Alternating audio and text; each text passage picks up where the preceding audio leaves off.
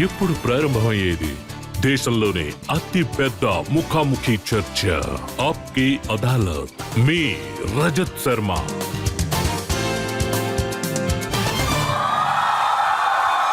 నమస్కారం. Thank you. ఆప్కి అదాలత్లో ఈరోజు మన అతిథి రాజకీయాల్లో ఉన్నవారు. ప్రతిరోజు హెడ్లైన్స్లో ఆయన ఉంటారు. ఈయన ఒక మినిస్టర్.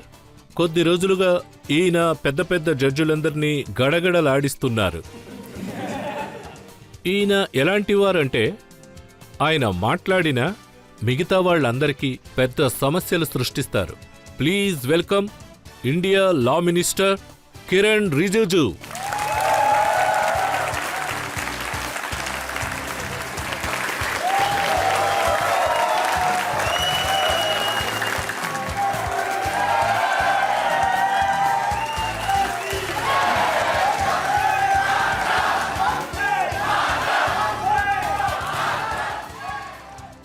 ఆప్కి అదాలత్ ఈరోజు ఈ స్పెషల్ షోలో మన judge, Times of India senior editor Diwakar,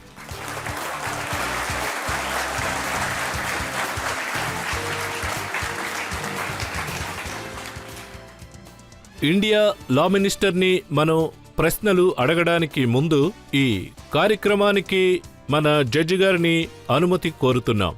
ఈరోజు కేసును మొదలు పెట్టండి. కిరణ్ గారి మీద ఆరోపణ మనం అడగడానికి ముందు, ఈ కార్యక్రమానికి ముందుగా India law minister Kiran Rijiju ఆయన కెరీర్ ని మనం చూద్దాం. India law minister Kiran Rijiju supreme court ఆయనకిచ్చిన కొన్ని స్టేట్మెంట్స్ వల్ల ఆయన కొన్ని చర్చల్లో ఇరుక్కున్నారనొచ్చు.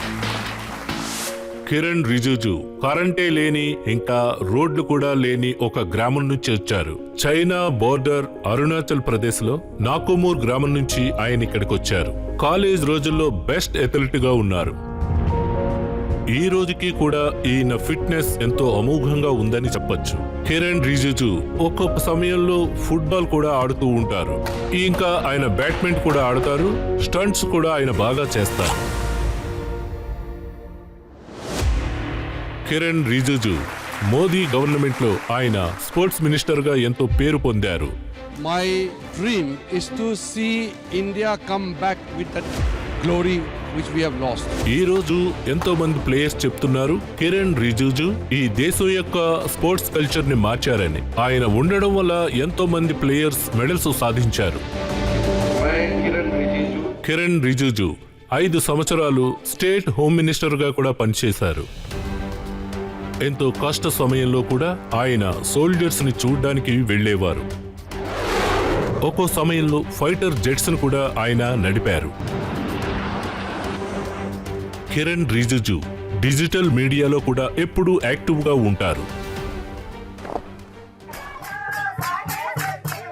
ఈయన డాన్స్ వీడియో ఎంతో వైరల్ అయింది. ప్రధానమంత్రి నరేంద్ర మోడీ కూడా ఈ వీడియోని లైక్ చేశారు. కిరణ్ రిజిజు నార్త్ ఈస్ట్ కోసం ఎన్నో పనులు చేశారు. లా మినిస్టర్గా ఆయన ఎంతో ముందడుగు వేశారని కూడా చెప్పచ్చు. ఢిల్లీ యూనివర్సిటీ నుంచి లా గ్రాడ్యుయేట్ పొందారు కిరణ్ రిజిజు. ఆప్కి అదాలత్లో ఆయనపై ఆరోపణ ఆయనే వాదించుకుంటారు.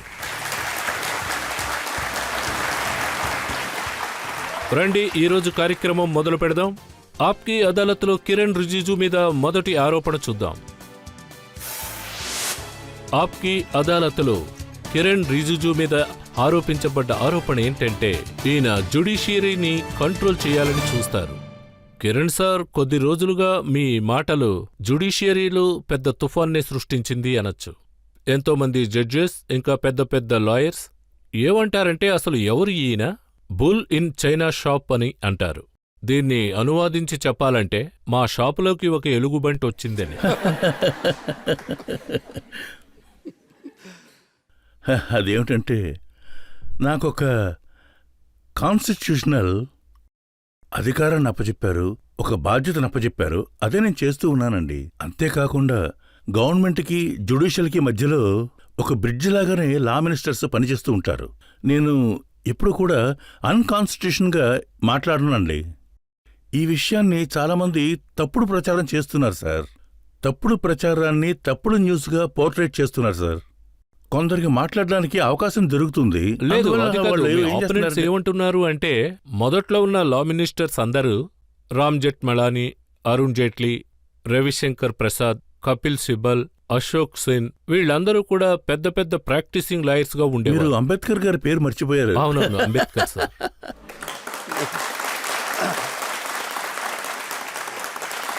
ఈ పెద్ద పెద్ద లాయర్స్ అందరూ ప్రాక్టీసింగ్ లాయర్స్ గా ఉన్నారు. సుప్రీంకోర్టు ఏం చేస్తుంది, లాయర్స్ అందరూ ఏం చేస్తారనేది మీకు తెలుసు. వాళ్ళు ఏమన్నారంటే ఈయనకు అసలు ఏం తెలీదు, సారీ చేయాలనుకుంటారు కానీ గుర్రం ఎక్కడం కూడా తెలియదు. ఇంతవరకు మన దేశంలో లా మినిస్టర్స్గా అయిన వాళ్ళందరూ వాళ్ళకి చట్ట ప్రకారం చూస్తే వాళ్ళకి చాలా తెలివితేటలు, చాలా అనుభవం కూడా ఉన్నాయండి. ఈయనకి లా గురించి అంతగా తెలియదు, కానీ ఈరోజు లా మినిస్టర్గా ఉండి లా గురించి మాట్లాడుతున్నాను కదా అని చాలామందికి ఈ విషయం నచ్చడం లేదు సార్. వీళ్ళు చెప్తున్నారని కాదండి, జడ్జెస్లో కూడా 99% నా వైపే ఆలోచిస్తారు. నాకు ఆ విషయం బాగా తెలుసు. ఒకరిద్దరూ నన్ను వ్యతిరేకరిస్తారు, కానీ కొందరు లాయర్లు వేరే ఐడియాలజీ, వేరే పొలిటికల్ పార్టీలో ఉన్నవారు పెద్ద పెద్ద లాయర్లుగా కూడా ఉన్నారు. నేను లా మినిస్టర్ అవడం అన్నది వాళ్ళకి వాళ్ళు మాత్రమే ఏమన్నారు అది. అంటే గ్రామం నుంచి వచ్చారు, ఆ గ్రామంలో కరెంటు నీళ్లు లేవు, ఒక ట్రైబల్ ఏరియా నుంచి వచ్చిన అతను చట్టం గురించి మాకు నేర్పుతారా అని. అది నిజమేనండి. నేను ఒక చిన్న గ్రామం నుంచే వచ్చాను ఇక్కడికి. అక్కడ ఏది కూడా ఉండదండి. మోదీజీ ప్రధానమంత్రి కావడానికి ముందు మాకు అక్కడ ఇంచుమించు 80% అక్కడ మాకు ఏ దారి లేదండి. అత్యవసరమైన వాటర్ సిస్టమ్, కరెంటు అసలు ఏమీ లేదండి అక్కడ. అలాంటి చోటు నుంచే నేను వచ్చాను. అందువల్ల వాళ్ళు ఏమనుకుంటున్నారంటే నేను ఏదైతే చెప్తానో దాన్ని వారు ఒప్పుకోవడం లేదండి. అసలు వాళ్ళు ఏమనుకుంటున్నారంటే చాలా ఏళ్లుగా 50 ఏళ్లు కావచ్చు, 70 ఏళ్లు కావచ్చు, లా చదువుకుని దేశంలో వాళ్ళు న్యాయస్థానాల్లో పనిచేస్తున్నారు. కొత్తగా ఎవడో ఒకడు దూరం నుంచి వచ్చి గవర్నమెంట్ తరపున మాట్లాడుతుంటే వాళ్ళకు కొంచెం సమస్యగానే ఉంటుంది. ఇది వాళ్ళ ఉద్దేశాల్లో వచ్చిన సమస్య. అందువల్ల కొంతమంది 2-3 సీనియర్ ఎంపీస్, ఆ తర్వాత కాంగ్రెస్ యొక్క ఫార్మర్ మినిస్టర్స్ వీళ్ళందరూ చెప్పారు, అంటే వీడు కొత్తగా వచ్చాడు, వీడికి అసలు ఏమీ తెలియదు అని. ఓకే, నేను కొత్తవాడినే, కానీ కొత్త విషయాలు కొన్ని తెలుసుకోవాలి కదండి.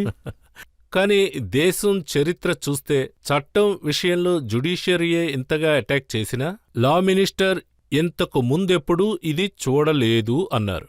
నేను చెప్పవలసిన చాలా విషయాలు నేను వాళ్ళకి చెప్పాల్సిన విధంగా చెప్పాననుకోండి, అది అటాక్ అని వాళ్ళు అనుకోకూడదు. అంతేకాకుండా జ్యుడిషియరీని మనం గౌరవించే తీరాలండి.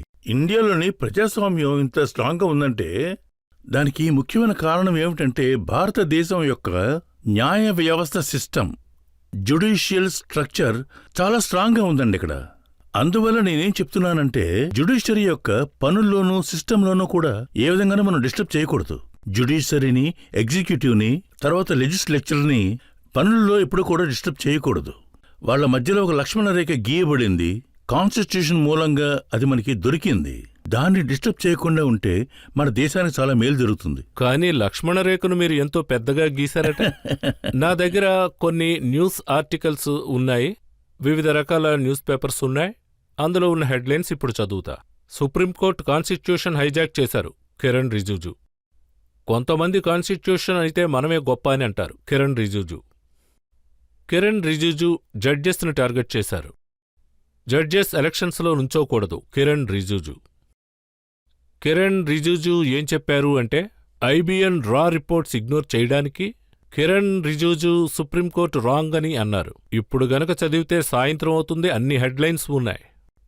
కానీ మీరు అటాక్ చేయలేదని అన్నారు. అదేంటంటే రజత్ సార్, మోడీజీ నాయకత్వంలో గవర్నమెంట్ 8.5 సంవత్సరాలు పరిపాలించింది. ఈ 8.5 సంవత్సరాల్లో కూడా మన రాజ్యాంగం జ్యుడిషియరీని గాని, జ్యుడిషియరీ అధికారంలో లోపాలు చూపించడానికో, అలాగే జ్యుడిషియరీని అవమానించే విధంగా ఏ పని కూడా ఇప్పటిదాకా చేయలేదండి. నేను చెప్పిన అన్ని విషయాలు కూడా రియాక్షన్ వల్లే నేను చెప్పానండి. నేను సొంతంగా ఏ విషయం చెప్పలేదండి. కొన్ని విషయాలు అంటే సుప్రీంకోర్టు బెంచ్ మీద ఫైళ్లు పెట్టుకుని కూర్చుని ఉండేవారు. వాళ్ళు అడిగే ప్రశ్నలకి నేను సమాధానం చెప్పి తీరాలి. మేమక్కడ ఫైల్ ముందు పెట్టుకుని ఊరికే కూర్చోలేదండి. ఏ విధంగా అయితే మేము అసలు పని చేయాలో ఆ మార్గాన్ని అనుసరిస్తూ మేము ఖచ్చితంగా పని చేస్తూనే ఉన్నాం. ఇందువల్ల జనం మమ్మల్ని తప్పుగా అర్థం చేసుకోకూడదని మేము చాలా ప్రయత్నాలు చేస్తూనే ఉన్నాం. కోర్టు కూడా ఈ విషయాన్ని పరిశీలించి నిర్ణయం తీసుకోవాలని మా ఆశ. ఏ అందులో లా నేను మినిస్టర్ కూడా సుప్రీంకోర్టుకి జవాబు ఇవ్వలేదు. మీరు ఒక్కరే ఇంతలా ఉన్నారు. లేదు, ఇంతకు ముందు కూడా సమాధానాలు చెప్పారు. పార్లమెంట్ డిస్కషన్లు కూడా ఒక భాగంగా ఉన్నారు. నేను పార్లమెంట్లో మాట్లాడుతున్నాను, అంటే ఒక మెంబర్ ఆఫ్ పార్లమెంట్ గా. లోక్సభ, రాజ్యసభలో కూడా జ్యుడిషియరీ గురించి డిస్కస్ చేస్తూనే ఉన్నారు. జ్యుడిషియరీకి ఏమాత్రం నష్టం రాకుండా లాంగ్వేజ్ని యూజ్ చేస్తే బాగుంటుందండి. ఆ విషయం చెప్పేది నేనే. కానీ కొన్ని విషయాలు అది కోర్టు మూలంగా కావచ్చు, కోర్టులో ఉన్న జడ్జి మూలంగా కావచ్చు, లేదంటే పబ్లిక్ ప్లాట్ఫామ్ మీద ఏమైనా మాట్లాడుతున్నారు అంటే అది గవర్నమెంట్కి సపోర్ట్ చేస్తున్న విధంగా లేకపోతే అప్పుడు నేను సులభమైన పద్ధతిలో ఒక సమాధానం ఇస్తాను. ఆ జవాబు ఎలా ఉంటుంది అంటే అందరికీ అర్థమయ్యేలా చెప్తాను. అందువల్ల ఈ విషయం న్యూస్ పేపర్లో కూడా వచ్చేసింది. నేను తప్పు చేస్తున్నాను అని నాకెప్పుడు అనిపించలేదు. కానీ ఎంతో సులభమైన దారి అంటారు. దానికి ఉదాహరణ మీకు చెప్తాను. సుప్రీంకోర్టు యొక్క కొలోజియం సౌరవ్ కృపాల్ అనే వ్యక్తిని హైకోర్టులో జడ్జిగా ఉండాలని చెప్పారు. కానీ ఐబిఎన్ రాలో మీరు వాళ్ళని ఇరికించారు. అది జడ్జెస్ యొక్క అపాయింట్మెంట్ ప్రాసెస్ చాలా సెన్సిటివ్ అయిన విషయం అండి. అంతేకాకుండా ఇలాంటి విషయాలన్నీ కూడా పబ్లిక్ ప్లాట్ఫామ్ మీద డిస్కషన్ అంతా చేయకూడదండి. అందువల్ల ఆ ప్రాసెస్ గురించి ఇప్పుడు నేనేమి డిస్కస్ చేయను. కానీ గవర్నమెంట్ ఏ నిర్ణయం తీసుకున్నారో, ఏ స్టెప్ తీసుకుంటున్నారో అది వాళ్ళు ఖచ్చితంగా బాగా ఆలోచించే చేస్తారండి. అంతేకాకుండా వాళ్ళొక పాలసీ ప్రకారం పని చేస్తున్నారు. అందువల్ల దీని గురించి మా వైపు నుంచి కావచ్చు, జ్యుడిషియరీ వైపు నుంచి కావచ్చు, ఇలాంటి విషయాల గురించి పబ్లిక్ డొమైన్లో మాట్లాడకూడదండి. కానీ దీన్ని వాళ్ళు పబ్లిక్ డొమైన్కి తీసుకొచ్చారు కదా. వాళ్ళేమన్నారంటే ఎందుకని సౌరవ్ కృపాని జడ్జిగా పెట్టాలి అని. ఆయన సేమ్ సెక్స్కి సపోర్టుగా ఉన్నారు. అది మాత్రమే కాకుండా ఆయన కూడా ఉన్న ఆయన బాయ్ ఫ్రెండ్, ఇంకా అతనితో ఉన్న పార్ట్నర్ స్విస్ సిటిజన్. అందువల్ల ఆయన జడ్జిగా ఒప్పుకోలేదు. ఈ విషయాలన్నీ సుప్రీంకోర్టు కొలిజంలో పబ్లిక్ డొమైన్లోకి తీసుకొచ్చేశారు. కానీ నేను నా తరపు నుంచి ఎక్స్ప్లెయిన్ చేయాలని అనుకోలేదు. కానీ ఎక్కడైతే చెప్పాలో, ఏ ఫారంలో మాట్లాడాలో యాజ్ ఎ లా మినిస్టర్, లేదంటే నాకు పైనున్న మా నాయకుడు గౌరవనీయులైన ప్రధానమంత్రి గారు ఉన్నారు. ఆయన ఆలోచనల ప్రకారం, ఆయన గైడెన్స్ని అనుసరించే మేము పనిచేస్తున్నాం. అంతేకాకుండా ఇలాంటి చాలా విషయాల్ని నేను ఆప్కి అదాలత్కి వచ్చాను. దానికి చాలా సంతోషిస్తున్నాను కూడా. ఆ విషయాల గురించి ఇప్పుడు నేనేమీ వివరంగా మాట్లాడలేను. కానీ మీరు చెప్పారు కదా, జడ్జెస్ అందరూ ఐబీ రా రిపోర్ట్ ఇది పబ్లిక్ అవ్వకూడదు. అయితే ఆయన అనేది ఏంటంటే ఇది ట్రాన్స్పరెన్సీ అని. మీకేంటి ప్రాబ్లం? ట్రాన్స్పరెన్సీ పద్ధతులు కొంచెం డిఫరెంట్గానే ఉంటాయి. చెప్పాలంటే దేశం భవిష్యత్తు గురించి కొన్ని విషయాలు మనం జనం ముందు మాట్లాడకూడదు అంటే వాటి గురించి మనం అసలు మాట్లాడకూడదు. జనం యొక్క మంచి గురించి ఏ విషయం అయితే చెప్పాలో ఆ విషయాన్ని మనం దాచకూడదు. ఏ విషయాలు చెప్పాలి, ఏ విషయాలు చెప్పకూడదు అన్న విషయంలో చాలా క్లియర్గా ఉండాలి. ఈరోజు ఆప్కి అదాలత్లో ప్రేక్షకులు ఉన్నారు, అవకాశం ఉంది, ఎవిడెన్స్ ఉంది. ఇప్పుడు చెప్పండి. లేదు, ఇప్పుడు ఈ ఆప్కి అదాలత్కి వచ్చిన ఈ జనం అందరూ కూడా వాళ్ళందరి ముందు ఒక్క విషయం చెప్తాను, చాలా క్లియర్గా చెప్తాను. అది ఎందుకు చెప్పానో తెలుసుకున్న తర్వాత దేశం యొక్క మంచి కోసం చెప్పకూడదని మీరు అనుకుంటే చెప్పొద్దండి అని వాళ్లే అంటారు. ఖచ్చితంగా వాళ్ళు అలాగే అంటారు.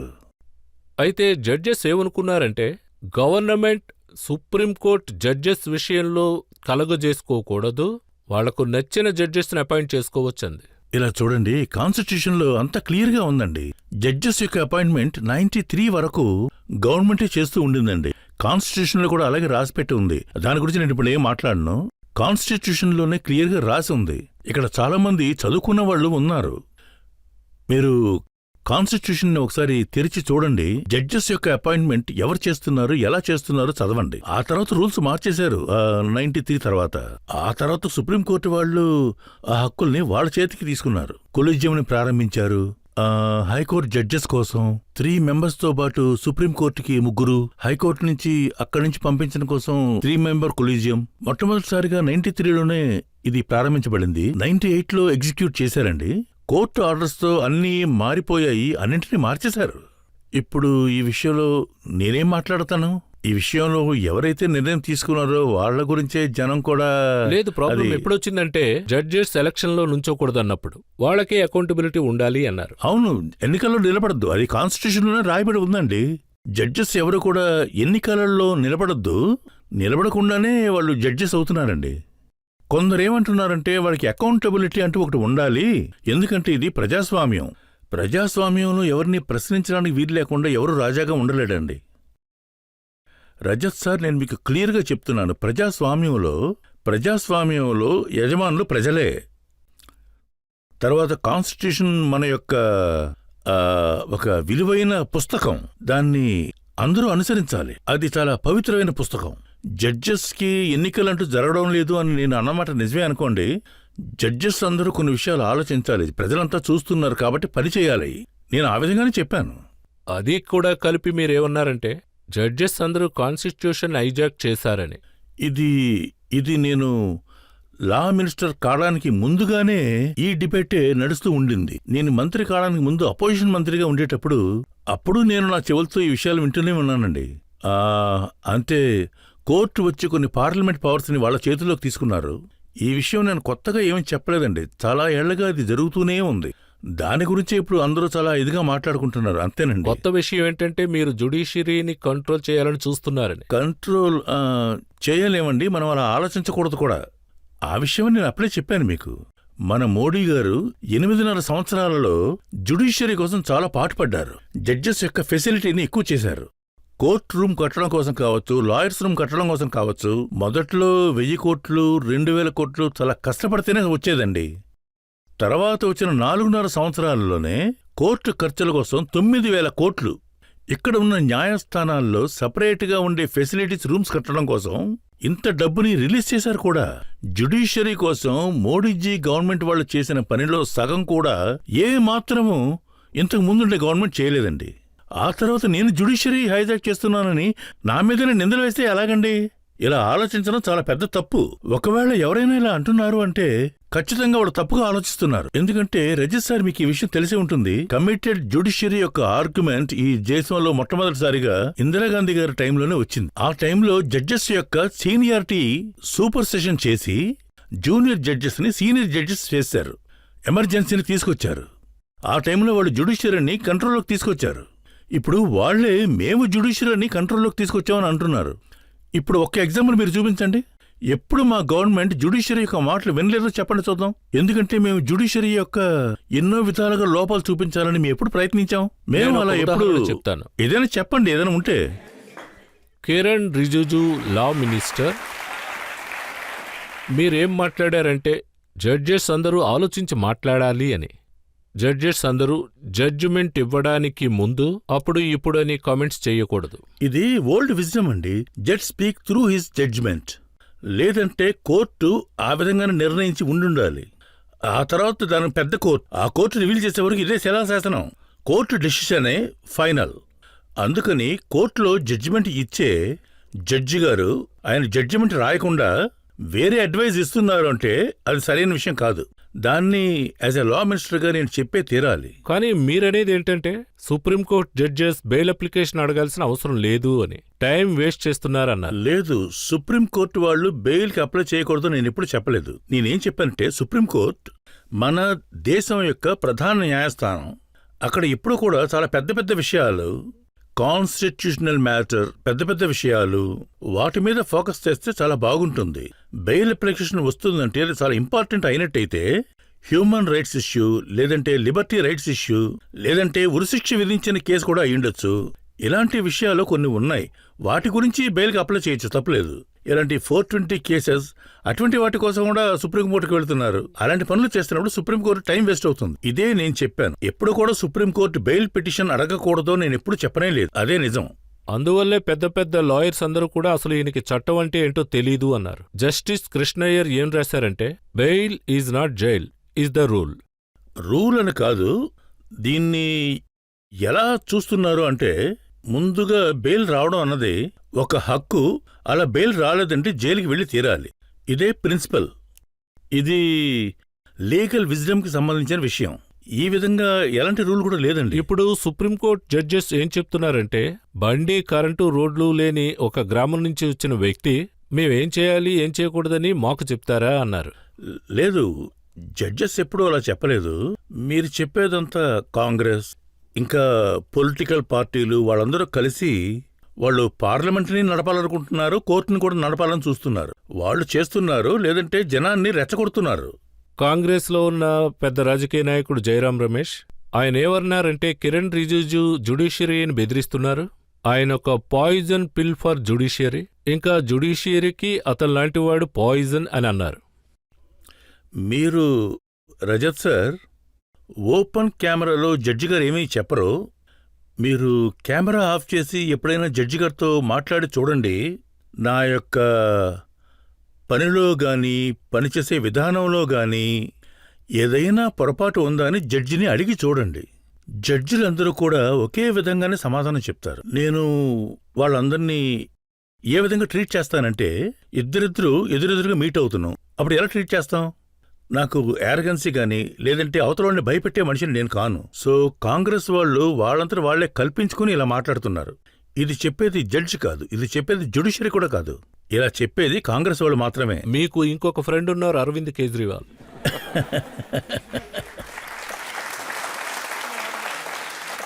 అరవింద్ కేజ్రీవాల్ ఏమన్నారంటే బీజేపీ అన్ని ఇన్స్టిట్యూషన్స్ని చేతిలో పెట్టుకున్నారు, సిబిఐలో, ఈడీలో, ఇప్పుడు జ్యుడిషియరీ ఇంకా న్యాయశాస్త్రంలో కూడా ఆయన వాటిని అదుపులో ఉంచుకున్నారని. అన్నింటికన్నా ముఖ్యమైన విషయం ఏమిటంటే మీరు అరవింద్ కేజ్రీవాల్ మాటల్ని సీరియస్గా తీసుకోకండి.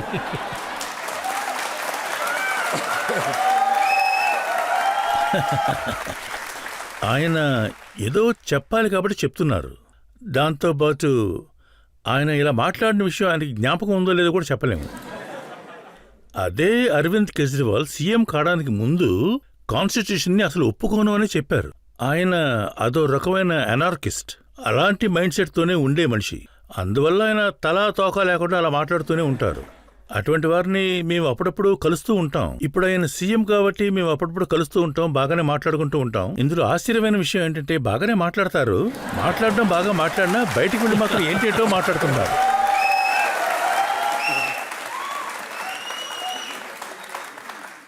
ఇంకా రాహుల్ గాంధీ ఏమన్నారంటే మీరు జ్యుడిషియరీని కంట్రోల్ చేస్తున్నారు, ఇంకా దాన్ని ఆక్రమించుకున్నారు, అందువల్ల జ్యుడిషియరీ మీకు ఫేవర్ అయి అనుకూలం అవుతుందని. నేను మీకు ఒక విషయం చెప్తాను. ఆయన ఏం మాట్లాడాలో స్క్రిప్ట్ రాసిస్తున్నారు, ఏం మాట్లాడాలో వాళ్ళు ముందుగానే రాసి ఇస్తున్నారు. వారి యొక్క అడ్వైజర్స్ ఏమైతే చెప్తున్నారో ఆ విషయాలనే వారు స్టేజ్ మీద మాట్లాడుతున్నారు. ఒకవేళ అది కాకుండా ఆయన ఇంకేమైనా మాట్లాడితే దొరికిపోతారు.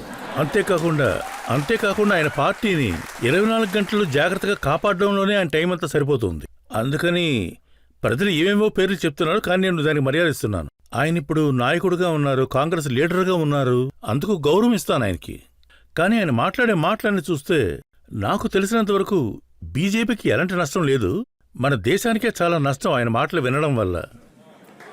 ఇంకా కపిల్ సిబల్ ఆయన లా మినిస్టర్గా ఉన్నారు. ఆయన ఏమన్నారంటే కిరణ్ రిజిజుకి చట్టం అంటే ఏంటో తెలీదు, సుప్రీంకోర్టు అంటే తెలీదు, ఎలా పనిచేయాలో తెలీదు, ఆయన లా మినిస్టర్ అయ్యారు అని. కపిల్ సిబల్ చాలా సీనియర్. ఆయన 6 నెలలకు ముందు ఆయన ఒక స్టేట్మెంట్ ఇచ్చారండి. సుప్రీంకోర్టు మీద ఉన్న నమ్మకమే పోయింది అన్నారు. సుప్రీంకోర్టు చెప్పింది ఒప్పుకోను అని చెప్పే ఒక ఆయన నా మీద అపనంద వేస్తున్నారు. సో ఆయనతో ఇలాంటి విషయాల గురించి చర్చించడం ఇష్టం లేదు. ఆయన ఎవరైతే ఆయనకి ఎక్కువ డబ్బిస్తారో వాళ్ళ తరపునే మాట్లాడతారు, వాళ్ళ తరపునే బాధిస్తారు. వారికంటూ ఇండిపెండెంట్ వ్యూ అంటూ ఏమీ ఉండదండి. నేను మిగిలిన లాయర్స్ని గురించి ఏమీ మాట్లాడను గానీ సిబిల్ సార్ గురించి మాట్లాడమే చెప్తున్నాను. అంటే నేను గ్రామం నుంచి వచ్చి ఉండొచ్చేమో, కానీ నాకు కూడా ఆలోచించే ఒక టాలెంట్ ఉంది. ఒకవేళ మోడీజీ ఏదైనా నిర్ణయం తీసుకుంటున్నారు అంటే బాగా ఆలోచించి ఆ నిర్ణయం తీసుకుని ఉంటారు కదండి. అయితే ఈ పెద్ద పెద్ద లాయర్స్ అందరూ ఏమంటారంటే మీరు ఇంగ్లీష్ మాట్లాడే లాయర్స్ని టార్గెట్ చేస్తున్నారు అని. సుప్రీంకోర్టులో రీజనల్ లాంగ్వేజ్ ఉండాలని మీరు చెప్పారా లేదా? ఇది రజత్ సార్, నేను ఎందుకు చెప్తున్నానంటే ఎవరు తప్పుగా అనుకోకండి, ఇక్కడ చాలామంది ఇంగ్లీష్ మాట్లాడేవాళ్ళు ఉన్నారు.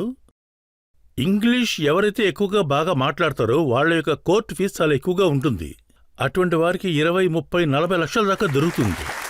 అదేవిధంగా హిందీ మాట్లాడే వాళ్ళకి చాలా తక్కువ అమౌంట్ మాత్రమే దొరుకుతుంది. మన ఇండియా దేశంలో ఎందుకు ఈ విధంగా ఉంది చెప్పండి? అందుకే నేను చెప్తున్నాను, హైకోర్టు సుప్రీంకోర్టులో కూడా ఈ పద్ధతి ఉందండి. రీజనల్ భాషలు, ఇండియన్ భాషల్లో కూడా హిందీలో, తమిళ్లో, తెలుగులో, బెంగాలీ భాషల్లో కూడా, మరాఠీలో, పంజాబీలో, ఇంకా ఎన్నెన్ని భాషలైతే ఉన్నాయో ఆ భాషల్లో కూడా వాదించవచ్చు కదా, ఎందుకు చేయటం లేదు? ఎప్పుడు ఇంగ్లీష్లోనే మాట్లాడాలా ఏమిటి?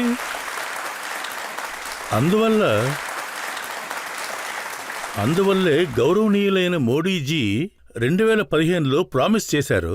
అదేంటంటే ఇండియా భాషలన్నీ ఇండియాలో ఉన్న కోర్టులలో ఎలా ముందుకు తీసుకువెళ్లాలి దాని గురించి బాగా ఆలోచించారు. అందువల్ల ఒక కమిటీని ఏర్పరిచారు. జస్టిస్ బోబ్డీ సార్, ఇండియా యొక్క ఫార్మర్ చీఫ్ జస్టిస్, ఆయన ఆధ్వర్యంలో కమిటీ ఏర్పడింది. నాతో కూడా డిస్కషన్ చేశారు. ఆ తర్వాత మేమందరం ఒక వొకాబులరీని ఏర్పరిచాం. ఆ తర్వాత డేటా బ్యాంక్ని కూడా ఏర్పరిచాం. ఇండియన్ లాంగ్వేజెస్లో మెయిన్ పాయింట్స్ లేదంటే కామన్గా ఏమైతే చెయ్యాలో వాటి గురించి బాగా ఆలోచించి మేము చేస్తూ ఉన్నాం. ఆ తర్వాత సుప్రీంకోర్టు కూడా దీనికి అంగీకరిస్తుంది అన్న నమ్మకం కూడా మాకు ఉంది. ఇప్పుడున్న చీఫ్ జస్టిస్, ఇప్పుడున్న డివై చంద్రచూడ్ గారు నాతో మాట్లాడారు. అంతేకాకుండా సుప్రీంకోర్టు పాత జడ్జిమెంట్లన్నీ కూడా విధమైన భాషల్లో ట్రాన్స్లేషన్ చేసి పబ్లిక్ కి అందజేసే ప్రయత్నంలో ఉన్నారు. మేము కొద్దిగా ట్రాన్స్లేషన్ ప్రాపర్స్ ని అమలు చేస్తున్నాం. కోవిడ్ టైంలో మీరు చూసే ఉంటారు, కోర్టుకు వెళ్లారు. ఎందుకంటే టెక్నాలజీ యొక్క ఆన్లైన్ ప్రాసెస్, వీడియో కాన్ఫరెన్స్ యొక్క, మోడీజీ యొక్క డిజిటల్ ఇండియా క్యాంపెయిన్, దానివల్లే మన కోర్టు ఇంత స్ట్రాంగ్ అయిపోయింది. ఆ కారణం వల్లే కోవిడ్ టైంలో మన ఇండియన్ కోర్టు అంత స్ట్రాంగ్గా పనిచేసింది. అది పెద్ద లాయర్స్ ఏమన్నారంటే, కిరణ్ రిజిజు ప్రాక్టీస్ చెయ్యలేదు, డబ్బు కూడా సంపాదించలేదు, కానీ మా అందరి సంపాదనలో మట్టి కొట్టారండి. లేదు, నేను ఆశపడేది ఏమిటంటే, దేశం ఎలా ఎదుగుతోందో ప్రోగ్రెస్ జరుగుతూనే ఉంది. ప్రోగ్రాం జరిపి పూర్తి చేశాం కూడా. అందువల్ల పనులు ఎక్కువైపోయాయి. అందువల్ల కేసెస్ కూడా ఎక్కువైపోతాయి. అంతేకాకుండా చాలా విషయాలు జ్యుడిషియల్ రివ్యూకి వస్తాయి. కాబట్టి ఎంతోమంది లాయర్స్కి అవకాశాలు దొరుకుతాయి. సో లాయర్లకి చాలా పనులు దొరుకుతాయి. అది నా పర్సనల్ ఒపీనియన్. అన్ని పనులు కొన్ని పర్టికులర్ లాయర్ దగ్గరికి వెళ్ళడానికి వ్యతిరేకిన నేను. అందుకని నేను ఏం చెప్పానంటే, ఇక్కడుండే సీనియర్ లాయర్లందరూ వాళ్ళ కేసుల్ని జూనియర్స్కి కూడా షేర్ చేయాలి. కోవిడ్ టైంలో కొంతమంది లాయర్లు రోజుకి 2 కోట్లు 3 కోట్లు కూడా సంపాదించారు ఒక్క రోజులో. జడ్జి కాదు, లాయర్ కదా? అవును, లాయర్లే. నేను జడ్జి గురించి మాట్లాడుతున్నాను, జడ్జిల గురించి మాట్లాడనే కూడదు. ఆ విధంగా చూస్తే చాలా మంది లాయర్లు ఒక్క రోజులో చాలా సంపాదించారు. ఈ విధంగా ఎంతో మంది లాయర్లు ఉన్నారు. మీకు మాత్రం రోజుకి 10 రూపాయలు కూడా దొరకడం లేదే. ఇది మంచిది కాదు. అందుకని నేనేం చెప్పానంటే, ఇప్పుడు కొంతమంది చిన్న లాయర్స్ కొత్తగా వచ్చేశారు. వాళ్ళకు కూడా అవకాశాలు దొరకాలి. ఇండియన్ భాషల్లో అన్ని కోర్టుల్లో వాదాలు జరిగితే అందరికీ మంచి జరుగుతుంది అంటాను. ప్రేక్షకులు ప్రశ్నలు అడగడానికి సిద్ధంగా ఉన్నారు. మీరేం అడగాలో అవి అడగచ్చు. సార్, ఏ రీజన్ వల్ల ఇన్ని రోజులు ఇన్ని కేసెస్ పెండింగ్ లో ఉంది? ఇలాంటి కేసెస్ పెండింగ్ లో లేకుండా ఉండాలంటే ఫ్యూచర్ లో దీనికి ఎలాంటి సొల్యూషన్, త్వరగా సాల్వ్ అవడానికి ఏదైనా దారుందా? దాదాపుగా మన కోర్టులలో 4,90,000 కోట్ల కేసెస్ పెండింగ్ లోనే ఉన్నాయి. వాటి సంఖ్య తగ్గించడానికి చాలా రకాలుగా ప్రయత్నిస్తూనే ఉన్నాం. అన్నింటికన్నా టెక్నాలజీ మూలంగానే చేస్తున్నాం. అంతేకాకుండా ఇన్ని రకాల కేసులు, వాటిని ఒకేసారి ఎలా తగ్గించగలం? వాటి పద్ధతుల గురించి వెతుకుతూనే ఉన్నాం. ఇన్వెస్టిగేషన్ ఏజెంట్స్ ఉన్నారు, పోలీసులు ఉన్నారు. లాయర్స్కి టైం ఇవ్వాలి, పోలీసులు ఇన్వెస్టిగేషన్ చేయాలి. దాని తర్వాత డేట్ దొరుకుతుంది, కేసు హియరింగ్ వస్తుంది, డిస్పోజ్ చేస్తారు. ఈ ప్రాసెస్ చాలా పెద్దది. ఇంకో విషయం ఏమిటంటే, మేము ఆల్టర్నేటివ్స్ కూడా ఆలోచిస్తూనే ఉన్నాం. కొన్ని కేసులు ఏమిటంటే కోర్టుకు వెళ్లకుండానే డిఏషన్ మూలంగా మనం సాల్వ్ చేసేయచ్చు. ఆల్టర్నేట్ డిస్ప్యూట్ రిజర్వేషన్ మెకానిజం ని మేము ఆరంభించేశాం. ఆర్బిట్రేషన్ కావచ్చు, కాన్స్టిట్యూషన్ కావచ్చు. గ్రామాల్లో కూడా కొన్ని విషయాలు ఉన్నాయి. అవి ఫ్యామిలీ మ్యాటర్స్ కావచ్చు. వాటిని కమ్యూనిటీ లెవెల్లో మీడియేషన్ చేసి కూడా సాల్వ్ చేసుకోవచ్చు. కోర్టుకు వెళ్లాల్సిన అవసరమే లేదండి. సో ఈ విధమైన చాలా మార్గాల్ని మేము ఇంకా అన్వేషిస్తూనే ఉన్నాం. అంతేకాకుండా కోర్టులలో చాలా రకాలైన కోర్టులున్నాయి. High court, supreme court, lower judiciary. మేము మాట్లాడతాం. దాంతోపాటు నేను చెప్పేది ఏంటంటే, మన ప్రధానమంత్రి మోడీజీ గారిచ్చే సపోర్ట్ వల్ల కూడా జ్యుడిషియరీ చాలా స్ట్రాంగ్ గా ఉంది. మేమందరం కూడా ఇప్పుడున్న పెండింగ్స్ అన్నిటినీ తప్పకుండా మేము తగ్గించేస్తాం. కానీ మీరు ఒక్క విషయం అర్థం చేసుకోవాలండి. ఇప్పుడంతా ఒక్క జడ్జ్ ఒక్క రోజులో 100 కేసులు డిస్పోజ్ చేస్తున్నారు అంటే 200 కొత్త కేసులు వచ్చేస్తాయి. కేసెస్ డిస్పోజ్ ప్రాసెస్ చాలా ఫాస్ట్ గా జరుగుతుంది. కొత్త కేసులకు సంబంధించిన రిజిస్ట్రేషన్ డబుల్ స్పీడ్ లో వచ్చేస్తున్నాయి. అందువల్ల పెండింగ్ ఫైల్స్ చాలా ఎక్కువైపోయినాయి. డిస్పోజల్ రేట్ కూడా చాలా ఎక్కువైపోయింది ఇప్పుడు. కానీ ఇది కూడా సరిపోదు. ఇంకా చాలా చాలా కష్టపడి ప్రజలు ఎప్పుడు కోపగించుకుంటారంటే డేట్ అర్జెంట్ అయ్యేటప్పుడు కేసులు వెనక్కి తోస్తున్నారు, దీనివల్ల ఫ్రస్ట్రేట్ అవుతున్నారు. ఈ డేట్స్ ను తగ్గించడం కోసమే చీఫ్ జస్టిస్ ఆఫ్ ఇండియా ఇంకా మేమందరం కూడా కలిసి చాలా చాలా విధాలుగా డిస్కషన్స్ చేస్తూనే ఉన్నాం. ఎంత త్వరగా ముగుస్తుందో, డేట్ వెంటనే దొరకాలి, హీరింగ్ కూడా చాలా ఫాస్ట్ గా జరగాలి. అందువల్ల ఎవరిని తేలిగ్గా వదలకూడదు. కొన్నిసార్లు లాయర్సే ఎక్కువ టైం అడుగుతుంటారు, హీరింగ్ కి కొంచెం టైం కావాలని కూడా అడుగుతారు. నేను పర్టికులర్ గా వాళ్ళ గురించి మాట్లాడడం లేదు, కానీ కొన్ని సమయాల్లో మెటీరియల్ సపోర్ట్ దొరకదు. కొన్నిసార్లు ఇన్వెస్టిగేట్స్ చెప్తారు ఇంకా ఛార్జ్ షీట్ రెడీ కాలేదు అని. ఇలా ఎన్నో కారణాలు. ఒక్కొక్కసారి విట్నెస్లు కూడా సరిగ్గా రారు, విట్నెస్లని వెతకాల్సి ఉంటుంది. సో విట్నెస్ రాకపోతే కేసు మళ్ళీ పోస్ట్ పోన్ అయిపోతుంది, ఇంకో డేట్కి షిఫ్ట్ అయిపోతుంది. ఇలా ఎన్నో విషయాలున్నాయి, ఎన్నో కారణాలు కూడా ఉన్నాయి. వీటన్నింటినీ ఒక్కటిగా చేర్చి ఒకే చోట కట్టి పడేస్తేనే వీటికి సరైన సొల్యూషన్ దొరుకుతుంది. ఎక్కడొక విషయాన్ని సాల్వ్ చేస్తున్నాం, కానీ వేరే చోట మరో విషయాన్ని వదిలేస్తున్నాం, ఆ తర్వాత ఇరుక్కుంటాం. ఇంకో విషయం కూడా మీరు జడ్జెస్ కి చెప్పారు, అది ఏంటంటే సుప్రీంకోర్టులో హైకోర్టులో ఎక్కువ లీవ్స్ తీసుకుంటున్నారు. లీవ్లు ఎక్కువ అని మీరు అన్నారు. అదే కోర్టులో లీవ్ తీసుకుంటున్నారు, వెకేషన్కి వెళుతున్నారు. ఇది మీకు నచ్చలేదా? లేదు, నేను అలా చెప్పలేదు. రజిత్ సార్, నేను మీకు క్లియర్గా మరోసారి చెప్తున్నాను, మన జనం అందరి ముందు కూడా చెప్తున్నాను. జ్యుడిషియల్ కోర్ట్స్ యొక్క జడ్జెస్ ఎక్కువగా లీవులు తీసుకుంటున్నారు అని, వెకేషన్లకి వెళ్తున్నారు అని నేను చెప్పలేదు.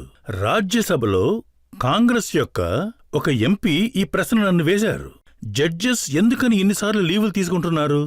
అందుకు నేనేం చెప్పానంటే, దానికి ఒక ప్రాసెస్ ఉంది, ఒక సిస్టమ్ అంటూ ఉంది. అంతేకాకుండా మరొక విషయం నేను మీకు చెప్పాలనుకుంటున్నాను. అంటే ఒక్కొక్క జడ్జ్ ఎంత కష్టపడుతున్నారో మీకెవరికీ తెలియదు. నేను నిజమే చెప్తున్నానండి, ఇండియాలో ఉన్న జడ్జెస్ ఎంత హార్డ్ వర్క్ చేస్తున్నారు అంటే, ప్రపంచంలో ఏ జడ్జెస్ కూడా ఇంతలా కష్టపడడం లేదండి.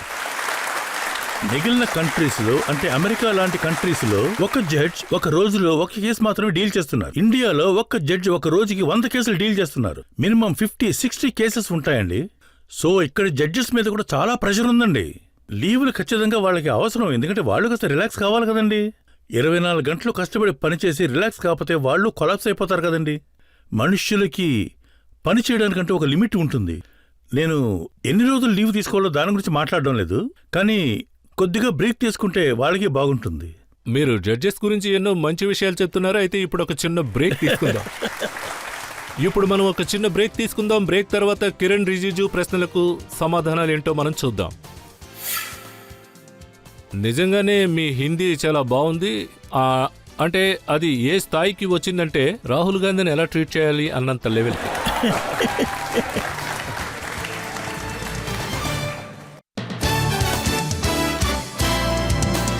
Welcome back. ఈరోజు ఆప్కి అదాలత్లో మనం ప్రశ్నలు అడుగుతున్నది లా మినిస్టర్ కిరణ్ రిజిజుని.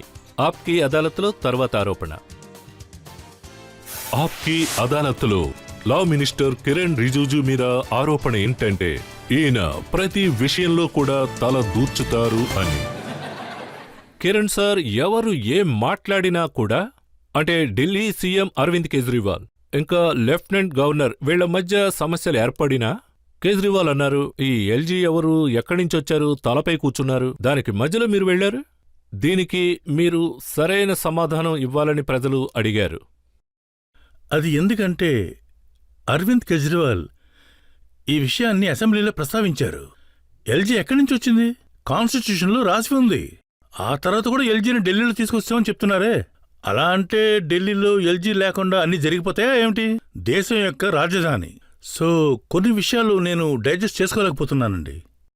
పర్సనల్గా ఎన్ని విషయాలను చెప్పొచ్చు, కానీ ఈ విధంగా అటాక్ చేయడం అన్నది, సో చట్టం ప్రకారం ఆలోచిస్తే చట్టానికి తగినట్టుగా మాట్లాడడం లేదు. ఆయన అన్కాన్స్టిట్యూషనల్ గానే ఆయన మాట్లాడుతున్నారు అని చెప్పడమే కరెక్ట్ అనిపిస్తోంది నాకు. మీరు ఆయన దగ్గర ఒక ముఖ్యమైన విషయం చెప్పలేదు.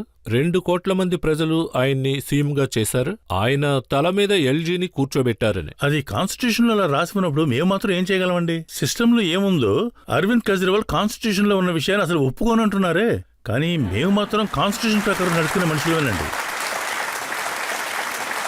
ఇప్పుడు చూసారంటే ఇంకొక ప్రశ్న. బీబీసీ ఒక డాక్యుమెంటరీ రిలీజ్ చేసింది.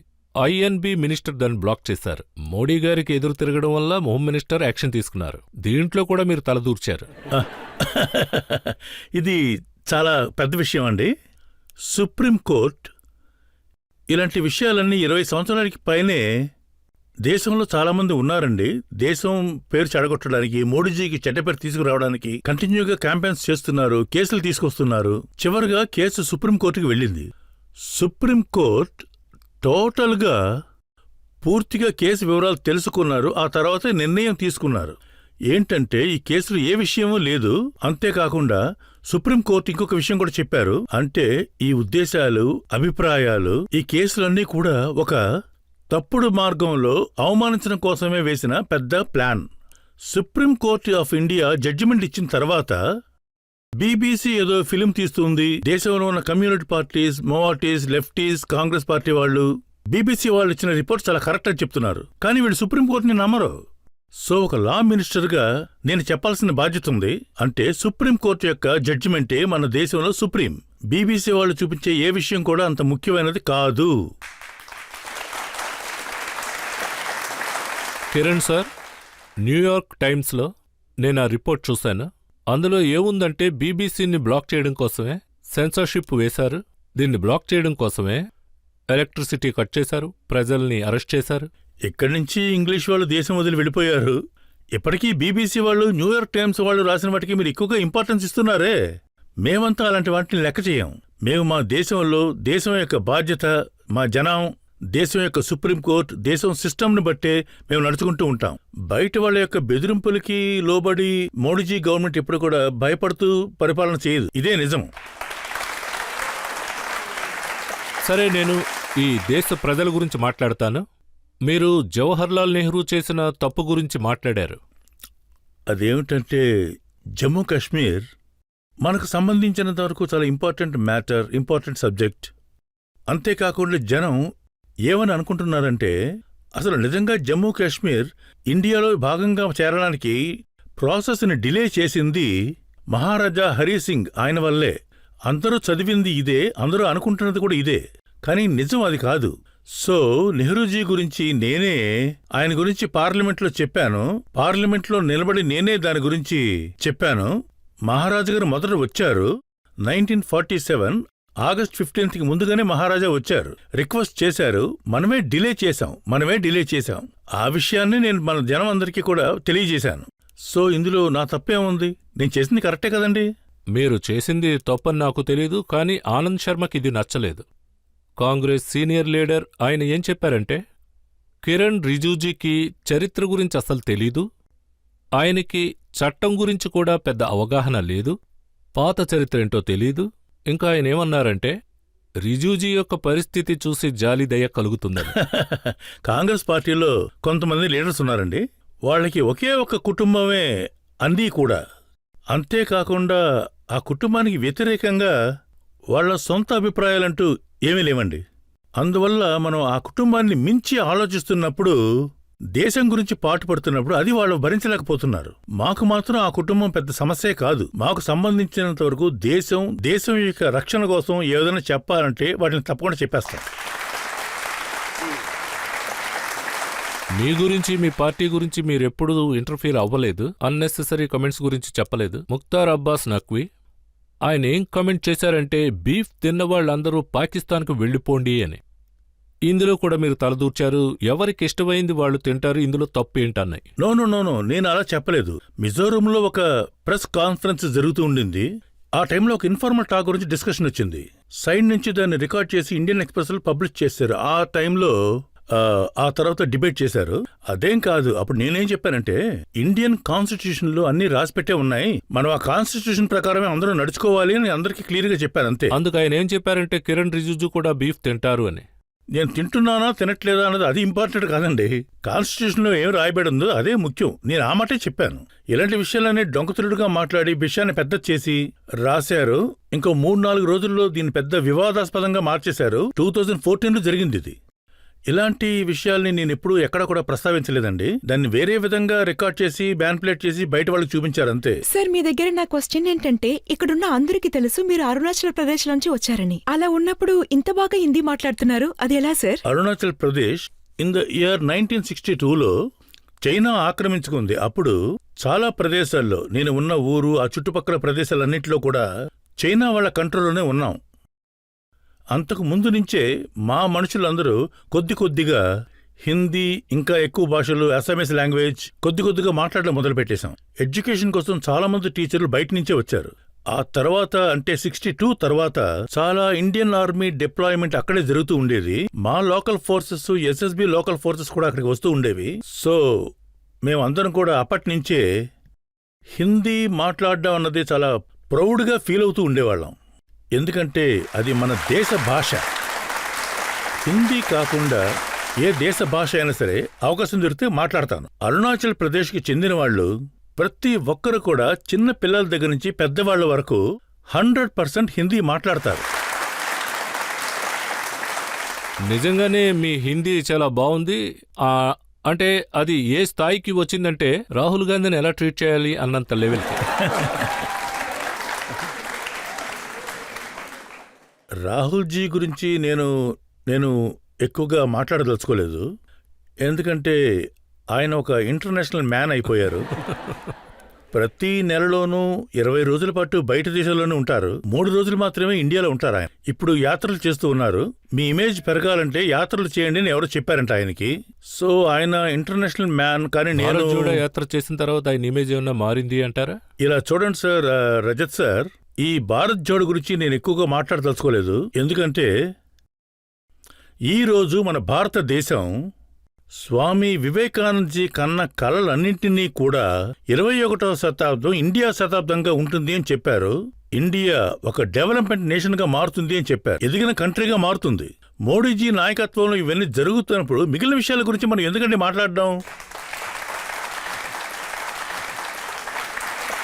కిరణ్ సార్, ఇంకా ఎన్నో ప్రశ్నలున్నాయి, ఎన్నో ఆరోపణలు ఉన్నాయి. ఒక బ్రేక్ తీసుకుందాం. బ్రేక్ తర్వాత కిరణ్ రిజిజు మీద ఆరోపణలేంటో మనం తప్పకుండా తెలుసుకుందాం. ఆయన చైనీస్ అఫైర్స్ లో ఎక్స్పర్ట్ అవ్వడం వల్ల ఈ విధంగా మాట్లాడుతున్నారా? ఆయనంతటా ఆయన అన్ని విషయాల్లో ఎక్స్పర్ట్ అని ఆయన అనుకుని ఉండొచ్చండి. కానీ ఆయనకిచ్చిన స్క్రిప్ట్ని దాటి మాట్లాడమే వాళ్ళ పార్టీకి ప్రాబ్లం అండి.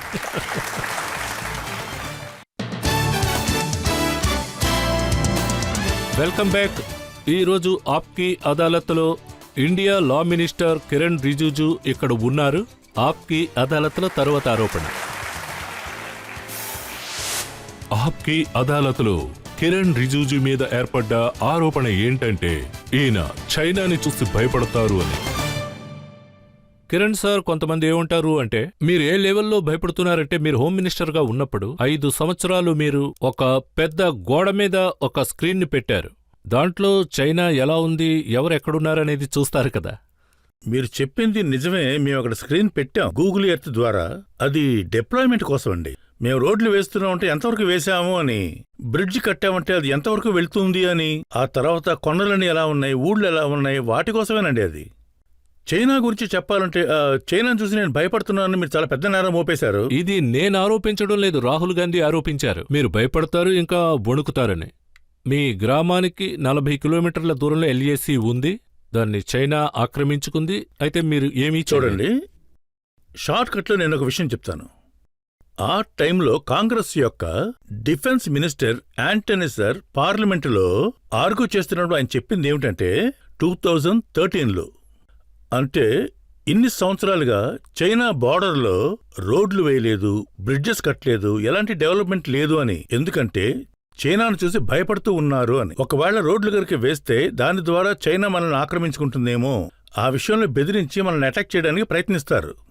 ఈ మైండ్ సెట్తోనే ఇన్ని సంవత్సరాలుగా మన పూర్తి బార్డర్ ఏరియా లోపలే డెవలప్మెంట్ అయ్యింది. మోడీజీ 2014లో ప్రధానమంత్రిగా పదవి స్వీకారం చేసిన తర్వాత మొత్తం పాలసీలన్నీ కూడా మార్చేశారు. ఇప్పుడు అన్ని బోర్డర్ ఏరియాలు మా ఊరు నుంచి స్టార్ట్ చేసి లడాక్ నుంచి అరుణాచల్ ప్రదేశ్ వరకు ఎన్ని బోర్డర్లున్నాయి, ఈవెన్ కోస్టల్లో కూడా ఇప్పుడు రోడ్లు వేస్తున్నారు. ఆల్రెడీ బ్రిడ్జెస్ కూడా కట్టేశారు. అక్కడ ఎలక్ట్రిసిటీ వస్తుంది, ఒక్కొక్క ఇంటికి వాటర్ వస్తుంది, గ్యాస్ కనెక్షన్లు వస్తున్నాయి. సో ఒకవేళ కాంగ్రెస్ ప్రభుత్వం లాగా ఆ మైండ్ సెట్లో పనిచేస్తున్నారంటే, దాని గురించి ఆలోచిస్తున్నారంటే, మోడీజీ కూడా అన్ని బోర్డర్ ఏరియాల్ని అలాగే వదిలేసి ఉండేవారు కదా. అలాగే ఉండిపోండి, ఏ డెవలప్మెంట్ అక్కర్లేదు, అప్పుడే లోపలికి ఎవరు ఎంటర్ కాలేరు. సో ఇలా అంతా మాట్లాడుతున్నారు కదా వాళ్ళు. రాహుల్ గాంధీ ప్రతి ఒక్క క్షణం చైనా చైనా చైనా అని అరుస్తూనే ఉన్నారు కదా. ఆయనకి తెలీదు అంటే నెహ్రూజీ టైం నుంచి అప్పుడు ప్రారంభించి ఇప్పుడు సోనియా గాంధీ టైం వరకు వీళ్ళు బోర్డర్ ఏరియాని నాశనం చేసిన పరిస్థితికి వాళ్ళు క్షమాపణ అడిగినా కూడా నా మనసు శాంతించదు. వీళ్ళు ఆ రేంజ్కి అక్కడ పేదవాళ్ళని సిస్టమ్ లాప్ చేసి బాగా అణగదొక్కేశారంతే. మీకు ఆ ఏరియాస్ గురించి బాగా తెలుసు. మీరు అక్కడి నుంచి వచ్చి మెంబర్ ఆఫ్ పార్లమెంట్ అయ్యారు. అవును రజిత్ సార్, నేను ముందుగానే మీకు చెప్పాలనుకున్నాను. నేను ముందు ఏరోప్లేన్నే చూశాను, ఆ తర్వాత కారును చూశాను. ఎందుకంటే అక్కడ మాకు రోడ్లే లేవు, అసలు ఏమీ లేవు. కానీ చైనా వార్ తర్వాత అంటే 1962 తర్వాత ఫైటర్ ఎయిర్ క్రాఫ్ట్ ట్రైనింగ్ తీసుకుంటూ ఉండేవాళ్లు. మా ఊరికి పైన ఎన్నో ఎయిర్ క్రాఫ్ట్స్ తిరుగుతూ ఉండేవి. అందువల్ల ప్రొద్దున 7 గంటల నుంచి సాయంత్రం 4 గంటల వరకు మేము ఏరోప్లాన్స్ నే చూస్తూ ఉండేవాళ్ళం, ఆ ఫాస్ట్ గా వెళ్తున్న ఫ్లయింగ్ ఎయిర్ క్రాఫ్ట్స్ ని. బండిని నేను చాలా ఏళ్ల తర్వాతే చూశాను. నాన్నగారితో అలా బయటికి వెళ్ళినప్పుడు, డిస్ట్రిక్ట్ హెడ్ క్వార్టర్స్ దగ్గరికి వెళ్ళి చేరినప్పుడు, అప్పుడే నా జీవితంలో మొట్టమొదటిసారిగా బండిని చూశాను. చాలా సంవత్సరాల తర్వాత నేను కారుని చూశాను సార్. అయినా అరుణాచల్ ప్రదేశ్ నుంచి చైనా 4.5 కిలోమీటర్లు లోపలకు ఆక్రమించుకున్నారు అనేది ఇది ఎంతవరకు నిజం? అదేంటంటే ఈ విషయాన్ని నేను చాలా బాధతోనే చెప్తున్నానండి. ఇందులో ఆయన కుట్ర స్పష్టంగా తెలుస్తోంది. ఆ రోజుల్లో ఒక విదేశీ న్యూస్ పేపర్, అమెరికాలో ఉన్న ఒక మీడియా న్యూస్ పేపర్ ఒక ఆర్టికల్ని రాశారు. అదేమిటంటే అరుణాచల్ ప్రదేశ్లోకి దూరి చైనా వాళ్ళు ఒక విలేజ్ని స్థాపించేశారు అని. ఆ తర్వాత ఆ ఆర్టికల్ని ఆధారం చేసుకుని మరొక టీవీ ఛానల్ వాళ్ళు సోషల్ మీడియాని, ఛానల్స్ అని అన్నింట్లోనూ వీటిని టెలికాస్ట్ చేసేశారు, పెద్ద చేసేశారు. అరుణాచల్ ప్రదేశ్లో చైనా ఒక గ్రామాన్నే స్థాపించేసింది అని. ఆ తర్వాత నిజమేమిటో తెలిసిన తర్వాత దాన్ని చాలా చిన్న న్యూస్గా ప్రచురించారు. ఓహో, నిన్న మనం చదివిన ఈ న్యూస్ చైనా ఆక్రమించేశారు, కానీ 1959లో ఆక్రమించారు అని చిన్న న్యూస్ రాశారు. ఆ తర్వాత వేరే వాళ్ళు మరుసటి రోజు ఏమని రాశారంటే 1962లో చాలా ప్రదేశాలు ఆక్రమించేశారు, కానీ ఇప్పుడు కాదు. కానీ వాళ్ళు చెప్పిన అబద్ధాలన్నీ కూడా మాయం చేసేశారు. తర్వాత వాళ్ళు తెలియచేసింది అంటే క్లారిఫికేషన్, దాన్ని ఎవరు చూడనే లేదు. కానీ దీన్ని ద్రోహం కాకుండా మరేమంటారండి? కిరణ్ సార్, వాళ్ళు నాకు చూపించిన శాటిలైట్ ఇమేజెస్ నా దగ్గర ఉన్నాయి, చూపిస్తాను. అందులో ఎంతో స్పష్టంగా ఉంది చైనా ఒక గ్రామాన్ని ఎలా సృష్టించింది అనే విషయం. నేను అది చూపిస్తా, అది చూసి మీరు చెప్పండి. అవి ఫోటోస్. ఆ ఫోటోస్ కింద అంటే బోర్డర్, అక్కడ ఒక ఊరునే సృష్టించారని. అక్కడ ఒక 100కు పైగా ఇళ్లు కట్టారు. అక్కడ 100 మంది ప్రజలు నివసిస్తున్నారు. అంటే చైనా అక్కడుండి కొన్ని బిల్డింగులు కడితే వాళ్ళెంతో స్ట్రాంగ్ అవుతారు అని. ఇప్పుడు మీరు చూపించిన ఈ ఫోటోస్ అని కూడా అది సిక్కిం అండ్ అది భూటాన్కి సైడ్లో ఉన్న చుంబి వ్యాలీ అనే నది దగ్గర నుంచి ఉంది. దానికి సంబంధించిన ఫోటోనే అది. ఇది ఇప్పుడు భూటాన్ పక్కనే ఉందండి. దానికి ముందు మీరు రౌండ్గా ఒకటి చూపించారు చూడండి, అది సువన్శ్రీ, అరుణాచల్ ప్రదేశంలోని ఒక భాగం మాత్రమే. నేను లాస్ట్ ఇయర్ అక్కడికి వెళ్ళాను. మాజా వెళ్ళాం. మా లాస్ట్ పాయింట్ మాజా మాత్రమే. మాజా వెళ్ళాం. మాజాలో హెలికాప్టర్ ల్యాండ్ చేశాం. మా యొక్క రోడ్డు పని ప్రారంభించాం. అక్కడ మాజా నుంచి ఇంచుమించు 50 కిలోమీటర్స్ పైకి గనక వెళితే అక్కడ మాజాలో ఇదిగో ఈ ఫోటోనేనండి. నవంబర్ 2020 అని ఉంది కదా, అదేనండి. ఇది వచ్చి 1959లో అక్కడ ఆర్మీ లేనప్పుడు అస్సాం రైఫిల్స్ డిప్లాయ్ అయి ఉన్నారు. అప్పుడు చీన్ 1959లో అక్కడ ఉండే వాళ్ళందరినీ ఆక్రమించుకుని ఉన్నారు. మొత్తం అస్సాం రైఫిల్స్ సోల్జర్స్ అందరినీ చంపేశారు. ఒకళ్ళిద్దరు మాత్రం మిగిలారు, వాళ్ళు పారిపోయారు. మిగిలిన వాళ్ళందరూ చంపబడ్డారు, ప్రాణత్యాగం చేయాల్సి వచ్చింది. అది చాలా విచారకరమైన విషయం. అది 1959 నుంచే ఉందండి. ఈ రోజుకి వారు కుట్ర పన్ని దేశంలో అందర్నీ మోసం చేయడం కోసం మోడీజీ టైంలో వీళ్లు లోపలికి దూరిపోయి గ్రామాల్ని స్థాపించారు. మీకు ధైర్యం ఉంటే అక్కడికి వెళ్ళండి, అక్కడికి వెళ్ళి చూడండి. 1959లో చైనా వాళ్ళు ఎలా ఆక్రమించుకున్నారు. నెహ్రూ మన దేశానికి అసలు ఆర్మీ అవసరం లేదని కూడా చెప్పారు. ఇది ఆ రోజుల్లో జరిగిన విషయం. ఇది ఎంత బాధపడాల్సిన విషయం అంటే నాకెంత బాధ కలుగుతుందంటే, ఒకటి అబద్ధాన్ని బాగా ప్రచారం చేస్తున్నారు, పెద్ద పెద్ద వాళ్ళు కూడా ఆ అబద్ధాన్ని సమర్థిస్తున్నారు. మన దేశ రక్షణని పణంగా పెట్టి ఎలాంటి ఆటలు ఆడకూడదండి. దేశం మోడీజీ నాయకత్వంలో మాత్రమే బ్రహ్మాండంగా ఉంటుంది. అది నేను బల్లగుద్దిమని చెప్తాను. వాళ్ళు అంతకుముందు చాలా సమస్యలు సృష్టించారండి. అయితే వాళ్ళు ఒప్పుకోలేదు. వాళ్ళేమన్నారంటే చైనా వారికి సిద్ధపడింది, కానీ మేము ఈవెంట్ మేనేజ్మెంట్ చేస్తూ ఉన్నాం. వాళ్ళేమన్నారంటే చైనా సోల్జర్స్ అరుణాచల్ ప్రదేశ్లోకి ప్రవేశించి అక్కడ సైనికుల్ని చితక్కొట్టేశారని. ముందు మీరు చెప్పండి. రాహుల్ గాంధీ చెప్పారు చైనాతోటి, ఆర్మీ వచ్చి ఇండియాని చితక్కొట్టి పారేశారు అన్నారు. ఈ మాట ఎంత అవమానకరమైన విషయం అండి. ఇప్పుడు వాళ్ళు మనల్ని ఎదుర్కోగలరా అసలు? ఈ విషయాన్ని ఇప్పుడు నేను ఎగ్జాగరేట్ చేసి చెప్పదలుచుకోలేదు. కాంగ్రెస్ ప్రభుత్వం ఉన్నప్పుడు ఉండే ఆర్మీ ఏ పరిస్థితుల్లో ఉండేదో ఇప్పుడు ఆ ఆర్మీ అసలు లేనే లేదు. మనం యుద్ధం చేయాలి అని చెప్పడం లేదు, కానీ మన యొక్క టెరిటరీని జాగ్రత్తగా కాపాడుకోవడం కోసం మోడీ గారు చేసిన పని ఇది చాలా సెన్సిటివ్ అయిన విషయం. ఇది నేను బల్లగుద్ది చెప్పలేను గాని మోడీజీ ఇప్పుడు చేస్తున్న పని ఎవ్వరూ చేయలేరు, ఎవరు ఆ విధంగా ఆలోచించరు కూడా లేరు. ప్రేక్షకుల నుంచి ఎవరైనా చైనాకు సంబంధించిన విషయం ఏమన్నా అడుగుతారా? సార్, డెఫినెట్గా మీరు చైనా బార్డర్ని ఇన్స్పెక్ట్ చేసుంటారు, అంతేకాకుండా విజిట్ చేసుంటారు. మన సైనికులతో కూడా ఎక్కువ చర్చలు జరుపుంటారు.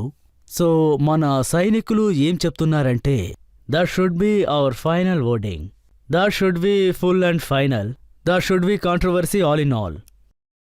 అవును, ఆర్మీ క్లియర్ కట్ గా చాలా విషయాలు చెప్పారండి. కాంగ్రెస్ పార్టీ ఒప్పుకోరు, ఆర్మీ చెప్పిందే ఒప్పుకోరు. ఇప్పుడు మొన్న కూడా కాంగ్రెస్ స్టేట్మెంట్ ఒకటి బయటకు వచ్చింది. సర్జికల్ స్ట్రైక్ చేసిన దానికి, బాలకోట్ స్ట్రైక్ చేసిన దానికి కూడా ప్రూఫ్ చూపించమని అడిగారండి. సో ఆర్మీ యొక్క ఫైనల్ వర్డ్స్ని ఎవరు ఒప్పుకోవడం లేదండి. ఇది నేను చెప్పట్లేదండి, డిఫెన్స్ యొక్క సీనియర్ అఫీషియల్స్ వాళ్లే చెప్తున్నారండి. కానీ డిఫెన్స్ తరపు వాళ్ళు ఏదైనా చెప్తున్నారంటే, ఏమని చెప్పారంటే దాని గురించి రాజకీయ నాయకులు ఎవరూ ఎప్పుడూ ప్రశ్నించకూడదండి. కిరణ్ సార్, చాలాసార్లు రాహుల్ గాంధీ ఎన్నో మంచి విషయాలు చెప్పారు. చైనాతో ఎలా యుద్ధం చేయాలంటున్నారు, సోల్జర్స్ అందరూ ఎలా పనిచేస్తున్నారో అని చెప్పారు. అది కూడా మీకు ఉదాహరణ చూపిస్తాను. అది కూడా మనం నేర్చుకోవాల్సిన విషయమే. You are using the Indian Army, the Indian Navy, the Indian Air Force to protect India from China. If you use India's laborers, India's farmers, India's workers, you will not need the Army, Navy and Air Force to be standing over there. China will not have the guts to come inside. ఫార్మర్స్ని, లేబర్స్ని గేజర్ చేస్తే అసలు army అవసరమే ఉండదన్నారు. ఇది రాహుల్ గాంధీజీ ఇచ్చిన statement ఉంది కదండి. ఇది విన్నప్పుడు ఏమనిపిస్తుందంటే, నెహ్రూజీ ఒకప్పుడు ఒక స్టేట్మెంట్ ఇచ్చారండి. అదేంటంటే ఇండియన్ ఆర్మీని బ్యాన్ చేసేయండి. రాహుల్ గాంధీ అదే స్టేట్మెంట్ ని ఇప్పుడు ఇంప్రవైజ్ చేసి మరీ చెప్తున్నారు. రైతుల్ని, లేబర్స్ ని కొట్టుకోమని చెప్తున్నారండి. ఇలాంటి స్టేట్మెంట్స్ కి జవాబు ఇవ్వడం అన్నది ఖచ్చితంగా నాకు అసలు నచ్చదండి.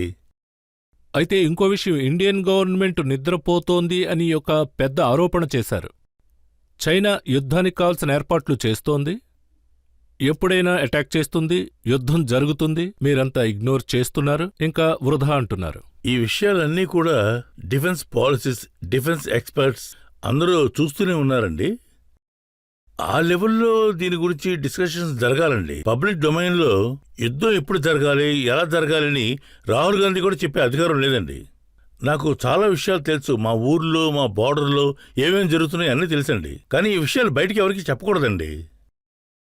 రాహుల్ గాంధీ లాంటి వ్యక్తి ఆయన మాటల్ని జాగ్రత్తగా మాట్లాడడం నేర్చుకోవాలండి. అసలు ఏం మాట్లాడుతున్నారో తెలుసుకోవాలండి. దేశానికి ఏది మంచిది, ఏది దేశానికి చెడ్డది, వీటికి తేడా తెలియాలి కదండి. ఆయన చైనీస్ అఫైర్స్లో ఎక్స్పర్ట్ అవడం వల్ల ఈ విధంగా మాట్లాడుతున్నారా? ఆయనంతటా ఆయన అన్ని విషయాల్లో ఎక్స్పర్ట్ అని ఆయన అనుకుని ఉండొచ్చండి. కానీ ఆయనకిచ్చిన స్క్రిప్ట్ని దాటి మాట్లాడమే వాళ్ళ పార్టీకి ప్రాబ్లం అండి. కిరణ్ సార్, ఈరోజు న్యూస్ పేపర్లో ఒక ఆర్టికల్ వచ్చింది. అందులో ఏముందంటే, సూపరింటెండెంట్ ఆఫ్ పోలీస్ పిడి నిత్య ఏం చెప్పారంటే, security forces of last access to 65 patrolling points in లే లడాక్. ఇండియాకి చైనాకి మధ్య ఉన్న బార్డర్లో కొన్ని వేల మంది కొన్ని కిలోమీటర్ల డిస్టాన్స్లో రిమార్కేషన్ లేదండి. కొన్ని సమయాల్లో పెట్రోలింగ్ చేస్తున్నారు, కొన్ని సమయాల్లో స్నోఫాల్ ఎక్కువగా ఉండడం వల్ల అక్కడికి చేరలేకపోతున్నారు. ఎందుకంటే డిమార్కేషన్ చేయలేదు. బ్రిటిష్ వాళ్ళు ఉన్న కాలం నుంచి అక్కడ రాళ్ల మీద ఎలాంటి సైన్ ఉండదండి, లేదంటే బిల్డింగ్ కానీ ఎలాంటి స్ట్రక్చర్ ఉండదండి. సో ఇటువంటి ప్రదేశాలు 16, 17, 18 అడుగుల వరకు -30, -40 డిగ్రీస్ ఉంటుందండి వింటర్లో. ఆ టైంలో ప్రజలు వెళ్ళి ఎక్కడికి చేరుకోలేరండి. కానీ మిగిలిన సమయాల్లో పెట్రోలింగ్ చేస్తానే ఉంటారండి. ఎక్కడైనా ప్లేస్ దొరికితే అక్కడే స్టే చేస్తారండి. ఇవన్నీ కూడా అది అన్డిసిగ్నేటెడ్ ఏరియాలుగానే ఉంటాయండి. మేబీ ఆ విషయమే వారు ప్రస్తావించి ఉంటారు. వారు చెప్పింది నేను చూడలేదు అనుకోండి. ఒక విషయం మీరు ప్రజల కోసం చెప్పండి. మీరు చైనా, అరుణాచల్ ప్రదేశ్ గురించి, బోర్డర్స్ గురించి మీకు బాగా తెలుసు. చైనా వాల్, ఇంకా దానివల్ల మన బోర్డర్కి ఏమన్నా ప్రమాదం ఉందా? మన ఆర్మీ దీన్ని ఎదుర్కోవడానికి సంసిద్ధంగా ఉందా? చెప్పండి. మోడీ గారు ప్రధానమంత్రి అయిన దగ్గర నుంచి మన యొక్క బోర్డర్ ఏరియా మొత్తం కలిసి రక్షణతో ఉంది. ఆ రక్షణను జాగ్రత్తగా కాపాడడం కోసం ఎన్నో యాక్షన్స్, ఎన్నో స్టెప్స్ తీసుకుంటూనే ఉన్నారండి. కిరణ్ సార్, ఇప్పుడు ఒక చిన్న బ్రేక్ తీసుకుందాం. బ్రేక్ తర్వాత ప్రశ్నలు, వాటికి సంబంధించిన సమాధానాలు ఏంటో చూద్దాం. तेरे जैसा यार कहाँ कहाँ ऐसा याराना याद करेगी दुनिया तेरा मेरा अफसाना. అంతే sir.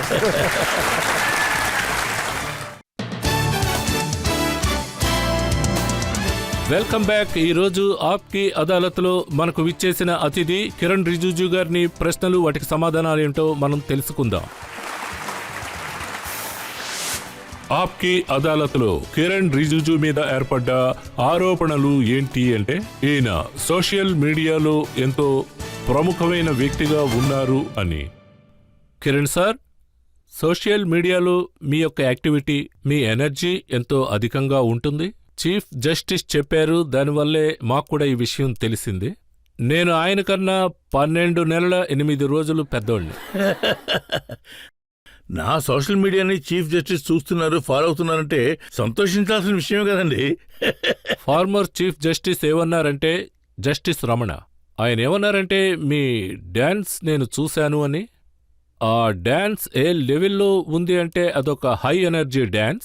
Kiran Rijiju put Twitter on fire. నేను నా గ్రామానికి వెళ్తున్నప్పుడు అక్కడ కొన్ని విషయాలు పారంపర్యంగా అక్కడ ప్రజలకి డాన్సెస్ ఉంటాయి, పాటలు ఉంటాయి, అవన్నీ నేను చేస్తానండి. ఆ టైంలో తీసిన ఫోటోలే బయటకు వచ్చాయండి. వాటిని ప్రధాని మోడీజీ ట్వీట్ చేశారు, కామెంట్లు కూడా చేశారండి. అందువల్ల దేశం మొత్తం అది వైరల్ అయిపోయిందండి. అది చూసే చీఫ్ జస్టిస్ కామెంట్ చేశారేమో అనుకుంటున్నానండి. ఇంకా డీసెంట్ డాన్సర్ అని చెప్పారు, ఆ వీడియో కూడా చూద్దాం మనం.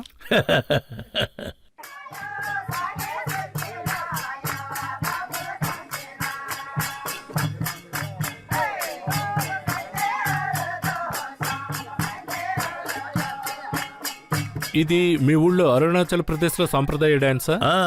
అక్కడ ఒక్కొక్క డిస్ట్రిక్ట్లో, ఒక్కొక్క ఏరియాలో సిస్టమ్ ఫాలో చేస్తున్నారు. వాళ్ళ కమ్యూనిటీని ప్రాక్టీస్ చేస్తున్నారు, ఫాలో అవుతున్నారు. అరుణాచల్ ప్రదేశ్లో మీరు సల్మాన్ ఖాన్తో కలిసి సైకిల్ తొక్కారట. అది ఫిట్ ఇండియా క్యాంపెయిన్ 2020లో లాంచ్ చేసినప్పుడు చేసింది. ఆ టైంలో ఫిట్ ఇండియాని దేశం మొత్తం దీన్ని బాగా ఫేమస్ చేయాలన్న ఉద్దేశంతో క్యాంపెయిన్ జయప్రదం చేయడం కోసం సల్మాన్ ఖాన్ గారు వచ్చారండి. ఆయన నాతో పాటు అరుణాచల్ ప్రదేశ్ వచ్చారు. సైక్లింగ్ ఫిట్నెస్ చాలా మంచిది అని, అడ్వెంచరస్ స్పోర్ట్స్ ప్లస్ ఫిట్నెస్ ఈ రెండింటినీ కలపడం కోసం మేము ఇది చేసామండి. అందుకోసం సల్మాన్ ఖాన్ గారు మా దగ్గర నుంచి ₹1 కూడా రెమ్యునరేషన్ తీసుకోలేదండి. అంతేకాకుండా ఆయన సైక్లింగ్కి డొనేషన్ కూడా ఇచ్చారండి. చాలా హెల్ప్ చేశారు, పిల్లలకి డ్రెస్సులు కూడా కొనిచ్చారండి. కానీ అది చూసిన ప్రజలు ఏమన్నారంటే కిరణ్ రిజిజు బాలీవుడ్కి వెళ్తే హీరో అవుతారని. ఖచ్చితంగా లేదండి. సినిమాలు ఎలా తీస్తారో కూడా నాకు ఐడియా లేదండి. నేనిప్పుడు సినిమాలు చూడడం లేదు. పాత సినిమాలు చూసేవాడిని, అది చాలా చిన్న వయసులో. వీసీఆర్లు వచ్చినప్పుడు సినిమాలు చూస్తూ ఉండేవాళ్ళం. అస్సాంకి వెళ్ళి సినిమాలు చూస్తూ ఉండేవాళ్ళం. డిస్ట్రిక్ట్ హెడ్ క్వార్టర్స్కి వెళ్ళి అక్కడ ఉన్న సినిమా హాల్లో సినిమాలు చూస్తూ ఉండేవాళ్ళం. మా గ్రామంలో సినిమాలు చూడడానికి ఎలాంటి ఫెసిలిటీ లేదు. కాలేజ్ టైంలో ఉన్న ఫోటో ఒకటి నా దగ్గర ఉంది. అందులో సల్మాన్ ఖాన్ లాగా షర్ట్ తీసేసి ఉన్న ఫోటో అది.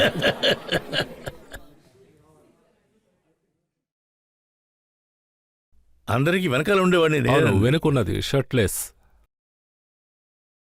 మీకు కూడా సల్మాన్ ఖాన్ లా షర్ట్ తీసేసి సినిమాలో నటించాలని ఆశ ఏమన్నా ఉందా? లేదండి, అలాంటి ఆశ ఏమి లేదండి. నాకు సినిమాలు చూడడం అంటే ఇష్టం, కానీ సినిమాల్లో నటించాలన్న ఆశ మాత్రం నాకు ఏమాత్రం లేదండి. ఆశపడడం కలలు ఒకటేనండి. నేను కలను కదా. ఈ విధంగా సినిమాల్లో నటించాలని నాకు ఎప్పుడు ఆశ లేదండి. ఇంకా మీరు సినిమా వాళ్ళ మీద కూడా కామెంట్ చేశారు. అదే శిల్పా శెట్టి గురించి ఏమన్నారంటే, fitness star of Bollywood. Fit India campaign కోసం శిల్పా శెట్టి మేడం అక్కడికి వచ్చారండి. మా మినిస్ట్రీకి వచ్చారు, మాతో కలిసి మాట్లాడారు.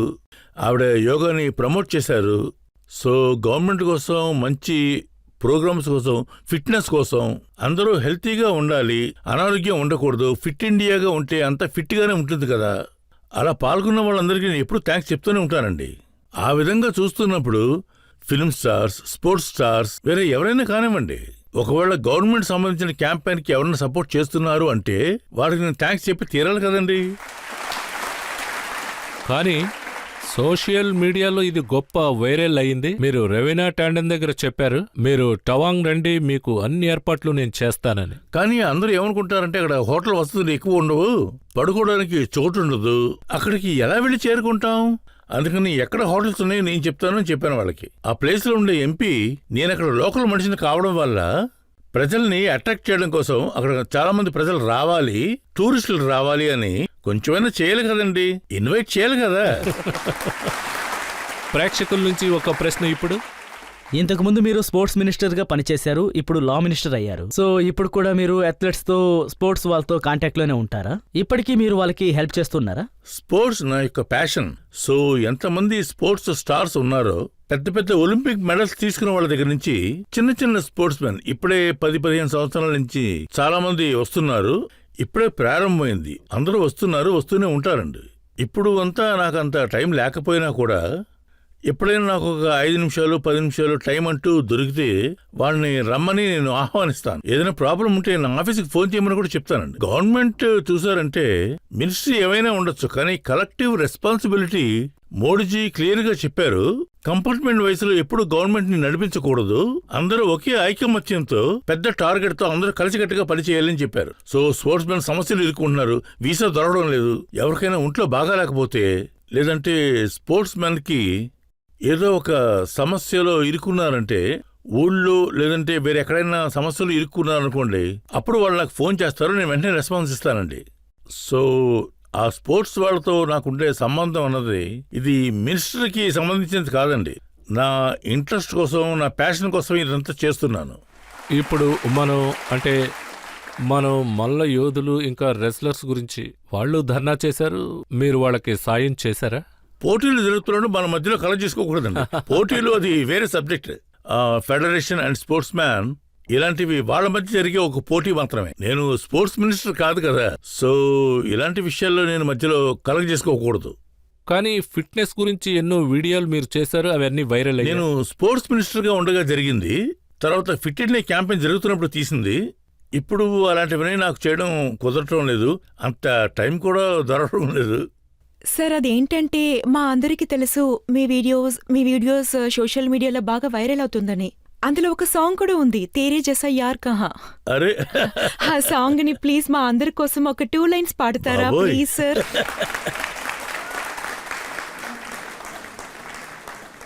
ఇలా చూడండి, ఇది ఆప్కి అదాలత్. జడ్జి గారి పర్మిషన్ లేకుండా నేను పాట పాడితే నాకు శిక్ష పడుతుంది. లేదు, మీరు పాడండి, మేము సిద్ధంగానే ఉన్నాం. ప్రజలు కూడా కోరుకుంటున్నారు, మీరు పాడండి. మీరు పాడతారని జడ్జి గారు కూడా ఆతృతతో ఉన్నారు.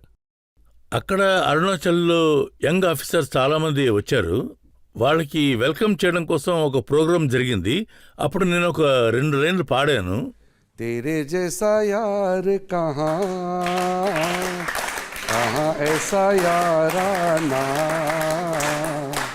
याद करेगी दुनिया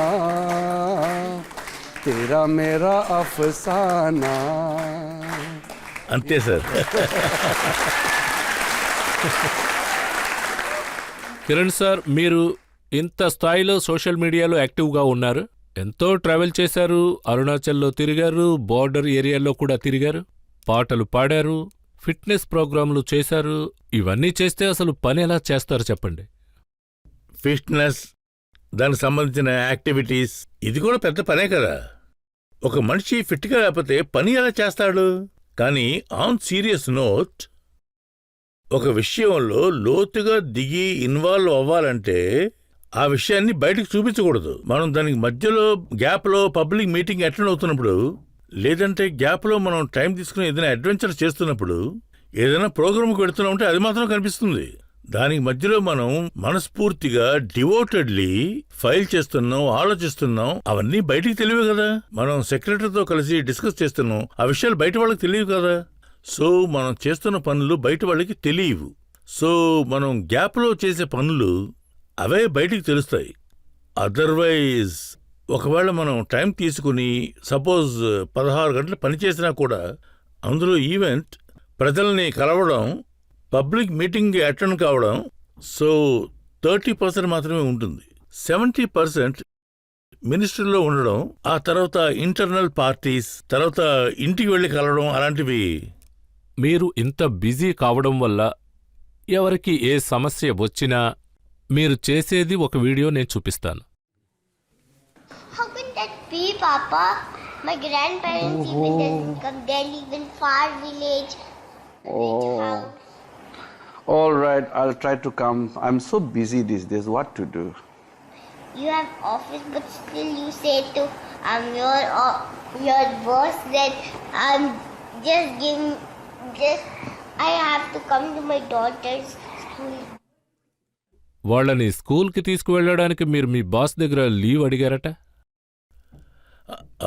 అంటే ఇది 4 సంవత్సరాల పాత వీడియో అండి. యాక్చువల్లీ నేను అమ్మాయికి గ్రాండ్ పేరెంట్స్ డే నేను స్కూల్కి వెళ్ళడం కుదరలేదు. సో అప్పుడు టీచర్ ఏం చెప్పారంటే, మీ నాన్నగారిని పిలుచుకుంటారండి, 2-3 రోజులు నన్ను స్కూల్కి రమ్మని చెప్పి పిలిచారు. నేను ఏం చెప్పానంటే నాకు టైం లేదు. ఆ తర్వాత ఆ రోజు రాత్రి ఈ వీడియోని కామెడీగా రికార్డ్ చేశాను. వాళ్ళు ఏం చెప్పారంటే, అరే మీ బాస్ని అడగండి, అమ్మాయి స్కూల్ ప్రోగ్రాము లీవ్ అడగండి అని అడిగారు. సో ప్రైమ్ మినిస్టర్కి నచ్చకుండా మనం మన ఇష్ట ప్రకారం ఫారిన్ కంట్రీస్ అంతా వెళ్ళి తిరగలేం కదా. సో వాళ్ళు చెప్పే బాస్ ఎవరంటే మోడీజీ గురించే మాట్లాడుతున్నారు. కానీ వాళ్ళు ఏం చెప్తున్నారంటే, ప్రైమ్ మినిస్టర్ కూతురు అంటే వాళ్ళు ఒప్పుకుంటారు అంటున్నారు. కానీ ఒక విషయం అందరికీ బాగా తెలుసు, మోడీ గారు అతని మినిస్టర్స్ నిద్రపోరు, పని చేస్తూనే ఉంటారు, అస్సలు రెస్ట్ తీసుకోరు. అందువల్లనే దేశం ఇప్పుడు చాలా బాగుందండి.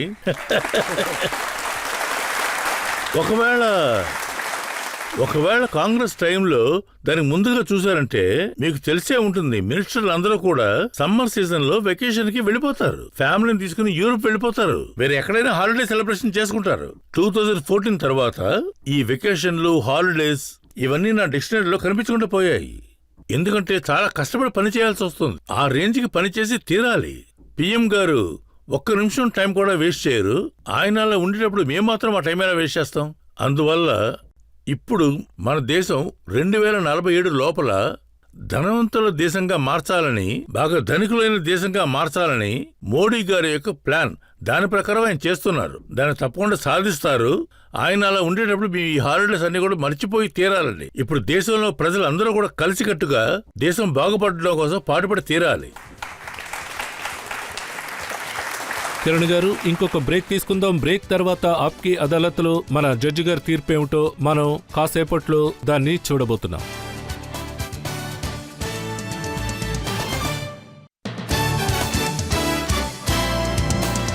Welcome back. ఈరోజు మనం ఆరోపణలు చేస్తున్నది కిరణ్ రిజిజు మీద. కిరణ్ సార్, మనం చైనా గురించి మాట్లాడుకున్నాం, ఎంతో సెన్సిటివ్ సబ్జెక్ట్. చట్టం గురించి మాట్లాడుకున్నాం, అది సెన్సిటివ్ సబ్జెక్ట్.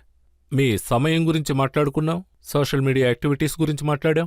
వాటన్నిటికీ మీరెంతో తెలివిగా సమాధానాలు మాకు ఇచ్చారు. ఇప్పుడు ఆప్కి అదాలత్లో దివాకర్ సార్ తీర్పేమిటో మనం చూద్దాం. అంటే కిరణ్ సార్ తన మీద మోపిన నేర ఆరోపణలన్నిటికీ చాలా స్పష్టంగా, చాలా స్ట్రాంగ్గా సమాధానాలిచ్చారు. ఇప్పుడు ఎక్కువగా కాంట్రవర్సీ జరుగుతూనే ఉంది. కానీ ఇటువంటి పరిస్థితుల్లో ఉన్నవాళ్ళు సరైన విషయాలు చెప్పడానికి భయపడుతుంటారు. మిగతా వాళ్ళు ఏమంటారో అన్న భయం వల్ల. ఇంకా మన కాన్స్టిట్యూషన్లో కొలోజియం సిస్టమ్ ప్రాసెసింగ్ వల్ల. అయినా దాని గురించి నేనేం చెప్పగలను, ఇది ప్రజాస్వామ్యం, దాని గురించి చెప్పగలనన్నారు. బేసిక్ స్ట్రక్చర్ని ఎందుకు డివైన్ చేయలేదు?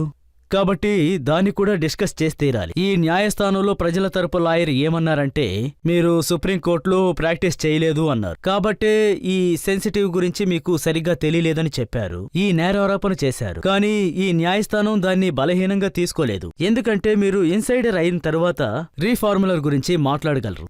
కిరణ్ సార్ ఈరోజు స్టాక్ హోమ్లో సిండ్రోమ్ వల్ల బాధించబడలేదనే చెప్పగలను. మీరు గమనిస్తే ఈ మధ్య న్యాయస్థానాల్లో పెద్ద పెద్ద వాళ్ళ మాటలే చెల్లుతున్నాయి. అది ఏంటంటే స్టార్ సిస్టమే జరుగుతూ ఉంది. అంటే చాలా మంది న్యాయమూర్తులు ఫైనల్ గా డిసిషన్ ఇచ్చేస్తున్నారు. ఈ డెసిషన్స్ అన్నీ ఫైనల్ వెడ్డిక్స్ లో అసలు రావడం లేదు. చెప్తూ ఉంటే ఫలితమే ఉంది. వీటి గురించి గట్టిగా మాట్లాడాలి. అంతేకాకుండా ఇంకో విషయం, ఎవరెవరు కమిటెడ్ జుడిషియల్ గురించి మాట్లాడుతున్నారో వాళ్ళంతా ఒకే సమయంలో ముగ్గురు పెద్ద పెద్ద న్యాయమూర్తుల్ని సూపర్ సెట్ చేసి వాళ్ళ మనసుకు నచ్చిన వాళ్ళకి అనుకూలంగా ఉండే న్యాయమూర్తుల్ని ఆ పొజిషన్లో తీసుకెళ్లి కూర్చోబెడుతున్నారు. అందుకే దాని గురించి మనం మాట్లాడాలి. కాబట్టి ఈ కోర్టు అతన్ని విడుదల చేస్తోంది. కానీ ఒక కండిషన్ తోటి. ఇప్పుడు ఎలా అయితే నార్త్ ఈస్ట్లో ఉన్నవాళ్ళు, నార్త్ ఈస్ట్లో ఉన్న ప్రజలందరూ మనం మాట్లాడుతున్న హిందీ చాలా చక్కగా మాట్లాడుతున్నారు. దాన్ని మీరు బాగా డెవలప్ చేశారు. బుద్ధిస్ యొక్క కొత్త అభివృద్ధిని ఇంకా బాగా అభివృద్ధి అయ్యేలా చేయాలి. అంతేకాదు, న్యాయం ఎప్పుడూ ఒకేలా ఉండేలా చూడాలి. భేదాలు లేకుండా సమానంగా ఉండేలా చూడాలి. ఆ ప్రయత్నం ఎప్పుడూ వదలకుండా చూడండి.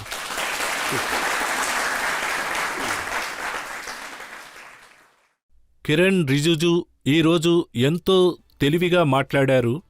ఇంకా జీవితంలో ముందు ముందు ఇలాంటి నిర్ణయాలు ఎంతో తెలివిగా తీసుకుని దేశ భవిష్యత్తు కోసం ఎన్నో మంచి ఆలోచనలు చేస్తారని ఆశిస్తున్నాం. 2047లో ఆయన కన్న కల నిజమవ్వాలని ఆశిస్తున్నాం. ఆప్కి అదాలత్లో తరువాత అతిథితో మనం కలుద్దాం. అంతవరకు సెలవు. నమస్కారం. ధన్యవాదాలు.